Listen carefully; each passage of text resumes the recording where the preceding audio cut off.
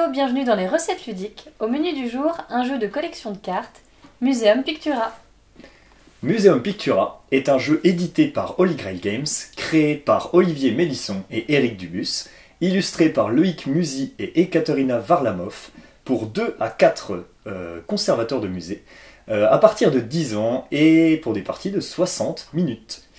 Museum Pictura est un stand-alone, c'est-à-dire que vous n'avez pas besoin du premier jeu Museum pour y jouer, et d'ailleurs il ne se mélange pas. C'est ça, et je vous propose qu'on passe à table.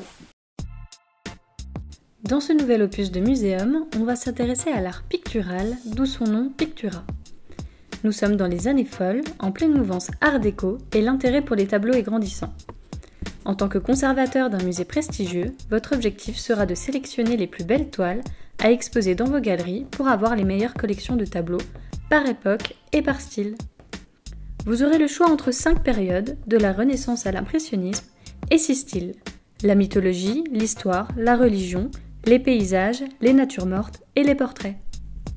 Le matériel présenté est un prototype. Même s'il est déjà très beau, ce n'est pas le matériel définitif. Nous voici donc à table avec le plateau de Museum Pictura installé. Donc on va regarder un petit peu les différentes zones qu'on a sur ce plateau. Donc on a le plateau principal ici au centre, qui est découpé donc en 4 musées internationaux. On a sur la gauche du plateau une partie mécène. Donc ce sont des petites cartes qui vous donnent des bonus, on y reviendra. Et sur la droite, nous avons une partie exposition temporaire avec des petits jetons qui sont posés dessus. Ensuite, on a la partie joueur, donc chacun de nous a un plateau joueur qui correspond à un musée, avec une salle d'exposition, avec un petit endroit pour les expositions temporaires également. On a les cartes tendances. Les cartes tendances correspondent en fait à ce qui va être attendu, donc soit dans votre musée, soit dans les musées internationaux. Vous avez sur ces cartes tendances 3 parties, donc un numéro qui correspond au numéro du peintre, juste à côté le style, qui est attendu par cette carte tendance, et enfin une couleur de carte qui correspond en fait à une époque. Vous avez un paquet de cartes ici au centre qui correspond à la pioche en fait, qu'on appelle le marché de l'art. À l'intérieur du marché de l'art, on trouve donc les cartes tableaux. Les cartes tableaux ont plusieurs indicateurs, donc en haut de la carte on trouve le nom du peintre qui est représenté par un numéro sur la gauche. Donc là en l'occurrence c'est le numéro 9, c'est Rembrandt. Ils sont également associés à une couleur qui correspond à une époque. Ici, on est à l'époque baroque, qui correspond à la couleur violette. Et enfin, un style, on a ici un portrait. Donc, il y a plusieurs styles différents. Ici, pour ce tableau-là, on a affaire à un portrait. Sur le bas de la carte, vous avez l'illustration qui correspond bien sûr au tableau. Et enfin, les caractéristiques du tableau dans le petit encart tout en bas de la carte. Au début de la partie, chaque joueur va recevoir 3 cartes tendances. Il devra choisir une parmi ces 3-là. 5 cartes du marché de l'art, donc 5 cartes tableau, et une carte de faveur. On y reviendra quand on parlera des actions libres.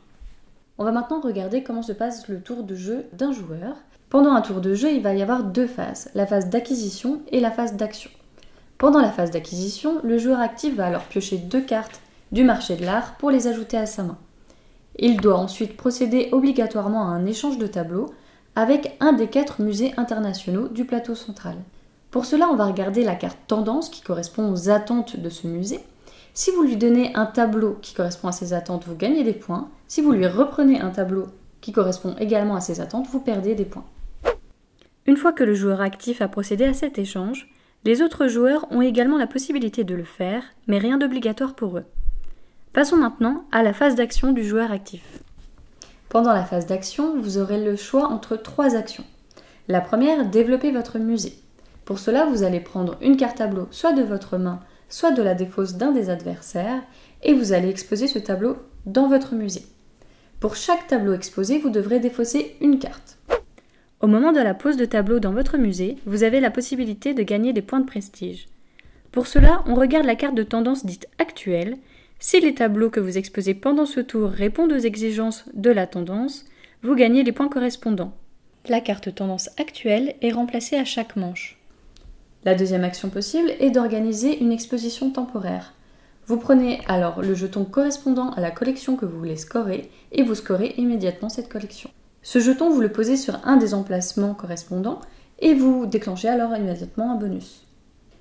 Dernière action, vous pouvez faire un inventaire qui correspond à reprendre les cartes de votre défausse dans votre main. Cette action est importante car chaque carte dans votre défausse va vous faire perdre des points à la fin de la partie.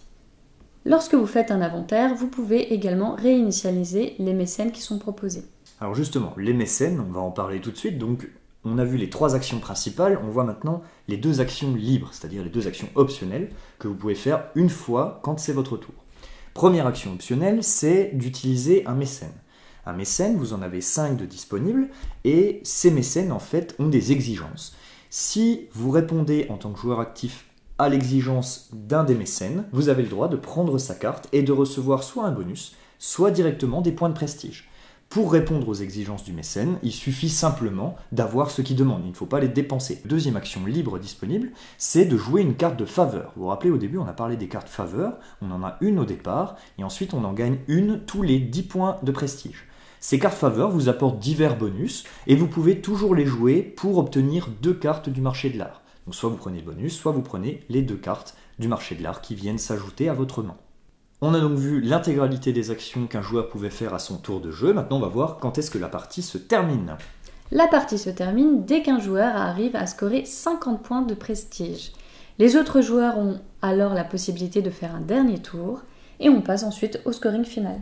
Voilà, exactement. Donc on a eu du scoring pendant tout le long de la partie. Un joueur au moins est arrivé à 50 points de victoire, 50 points de prestige, pardon. Et on va ensuite scorer des points. Donc on va marquer des points pour les tableaux qu'on a dans notre musée, donc les différentes collections qu'on est arrivé à réaliser, est-ce qu'on a rempli notre musée, est-ce qu'on a rempli notre galerie principale. On va marquer également des points pour les expositions temporaires qu'on a réalisées, donc plus on en réalise, plus on marque de points. On va marquer des points en fonction de notre carte tendance du départ. Donc cette fois-ci, pour chaque peintre, chaque style et chaque époque qui correspond à notre carte tendance, on marque de plus en plus de points. Pour terminer, on retire des points à ce score final en fonction des cartes qui se trouvent dans notre défausse. C'est pour ça que c'est important de faire des inventaires pour sortir les cartes de cette défausse et éviter de perdre des points en fin de partie. Une fois qu'on a compté tous les points, le joueur avec le plus de points de prestige l'emporte et en cas d'égalité, eh bien c'est le joueur qui aura le plus exposé de tableaux à l'intérieur de ses galeries qui gagne. Voilà, vous avez un bref aperçu des règles de Museum Pictura, mais si vous voulez avoir une version complète, on vous invite à aller voir les vidéos d'Holy Grail Games qui le font très bien. On va passer maintenant à notre avis sur le jeu. Maintenant qu'on a vu le fonctionnement principal du jeu, on va pouvoir vous dire ce qu'on en a pensé. Alors, pour ma part, dans Museum Pictura, ce qui me plaît particulièrement, ce sont les petites cartes de tendance. Alors, par rapport à la première édition de Museum, les cartes de tendance, en fait, apportent au jeu une sorte de rythme qui est très différent du premier, puisque on peut scorer tout au long de la partie. En faisant des échanges avec les musées internationaux, les cartes nous permettent de marquer des points, que ce soit notre tour de jeu, également pendant le tour de jeu des autres joueurs, puisque on a le droit effectivement de faire un échange pendant le tour de chaque autre joueur, ce qui nous permet de marquer jusqu'à 3 points par carte échangée. C'est pas négligeable sur 50 points. Oui, puis ces cartes tendance apportent aussi une rejouabilité, parce qu'on joue jamais avec le même départ. Oui, c'est vrai.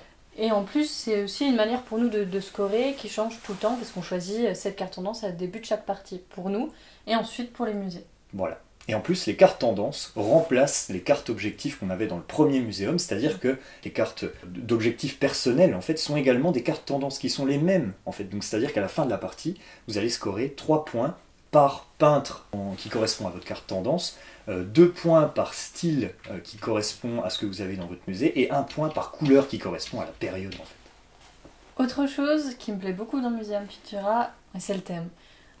Ici, les deux auteurs, comme pour le premier, ont beaucoup travaillé. On est avec des tableaux réels, il y a toute cette partie historique.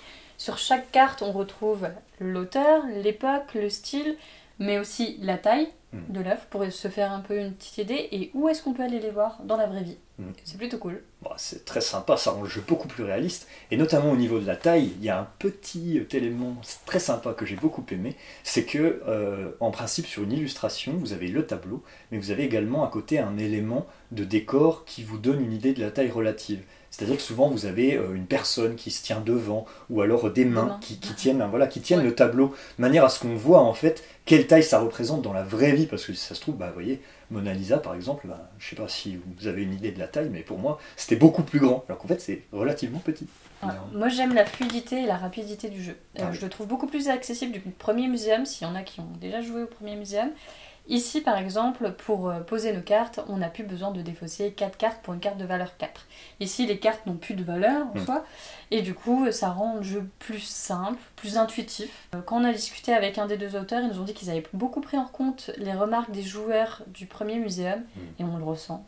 Le principe des expositions temporaires aussi, c'est-à-dire qu'on a une possibilité de scorer à mi-partie. Alors on peut choisir avec ces expositions temporaires d'en faire une grande, ou alors on peut choisir d'en faire plein de petites, et dans ce cas-là on va marquer très peu de points par exposition temporaire, mais par contre, à la fin de la partie, plus vous avez d'expositions temporaires, et plus vous marquez de points. Donc voilà, plein de stratégies différentes, plein de façons de gagner la partie finalement. C'était les recettes ludiques pour aujourd'hui vous présenter Museum Pictura. Ça sort sur Kickstarter le 3 mars chez Holy Grail Games, et puis nous on n'a qu'une envie, c'est d'y revenir. On espère que pour vous la dégustation aura été bonne, et puis on vous dit à bientôt. À bientôt. Ciao.